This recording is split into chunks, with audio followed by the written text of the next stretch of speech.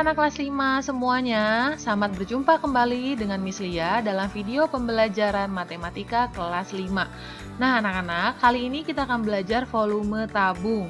Anak-anak mungkin sudah tahu ya, Miss Lia sudah cerita juga nih di pertemuan sebelumnya apa saja contoh-contoh tabung. Tabung itu contohnya bisa drum ini, drum air ini atau kaleng ini, bisa juga tempat minum kamu, bisa juga celengan kamu yang berbentuk tabung seperti ini. Nah, kita mau lihat nih, sifat-sifat tabung itu apa saja sih? Oke, yang pertama, sifat tabung itu ya, tersusun dari 3 buah sisi, yaitu 2 buah lingkaran dan 1 segi 4. Kalau anak-anak lihat, tabung ini yang berbentuk utuh seperti ini, bila dibuka nih, seperti ini ya, dia akan terlihat nih, ada 2 buah lingkaran, lalu ada 1 segi 4 yang tersusun, sehingga bisa membentuk tabung seperti ini. Nah, dua lingkaran ini berperan sebagai sisi alas dan sisi tutup. Jadi kalau anak-anak lihat, bagian atasnya itu kita akan sebut tutup, lalu bagian bawahnya kita akan sebut sebagai alas. Dan bagian segi 4 ini kita akan sebut selimut. Selimut tabung merupakan segi 4 yang mengelilingi tutup dan alas tabung tersebut. Gitu ya, anak-anak. Jadi ini adalah bagian-bagian dari tabung. Selanjutnya, sifat-sifat yang selanjutnya adalah tabung tidak memiliki titik sudut. Kalau anak-anak lihat, titik sudut di tabung itu nggak ada anak-anak ya. Mau lihat di kiri, di kanan, di atas, di bawah, dia tidak ada titik sudut sama sekali.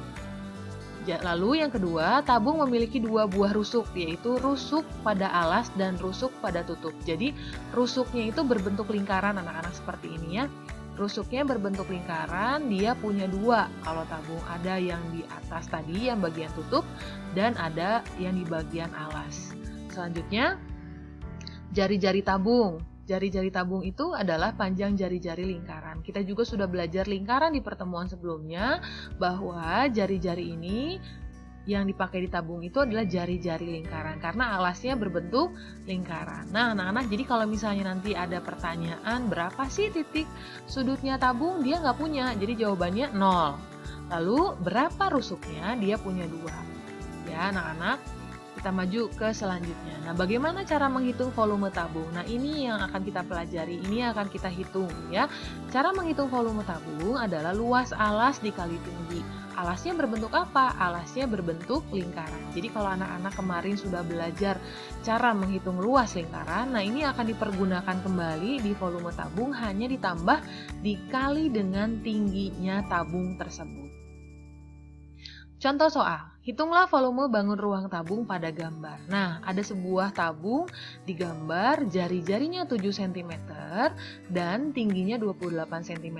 Jadi yang diketahui itu pada gambar anak-anak lihat ya, jari-jarinya 7 cm dan tingginya 28 cm. Bagaimana cara menghitung volumenya? Nah ini dia, volume sama dengan luas alas dikali tinggi. Jadi anak-anak harus tulis dulu nih rumus atasnya nih, luas alas dikali tinggi. Luas alas itu apa? 22/7 kali R kali R, lalu dikali dengan tingginya. Kenapa kita pakai 22/7? Karena kita lihat jari-jarinya 7 cm. Sehingga supaya mempermudah 7 cm ini bisa dicoret, kita pakai yang 22/7. Lalu kita masukkan angka-angkanya, 22/7 dikali 7 cm, dikali 7 cm, dikali 28 cm.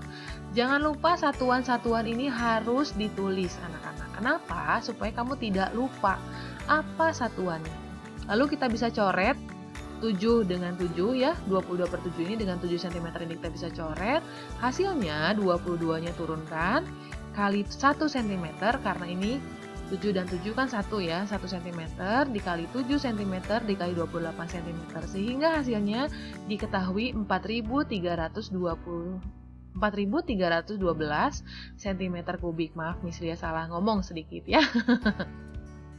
Jadi hasilnya 4.312 cm kubik. Jangan lupa nih kubiknya, karena cm ada 3, ada 1, 2, 3. Jadi cm kubik. Nah, itu cara menghitung volume tabung ya anak-anak. Nah, anak-anak, mudah-mudahan anak-anak mengerti penjelasan Bulia.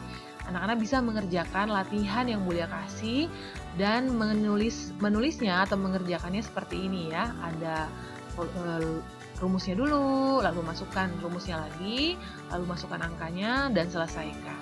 Oke Oke anak-anak, begitu penjelasan dari Bu Lia. Mudah-mudahan anak-anak mengerti dan anak-anak bisa mengerjakan. Kalau anak-anak ada yang kurang paham, anak-anak bisa menghubungi Miss Lia langsung. Oke, terima kasih anak-anak untuk perhatiannya. Sampai jumpa di video-video selanjutnya. Bye!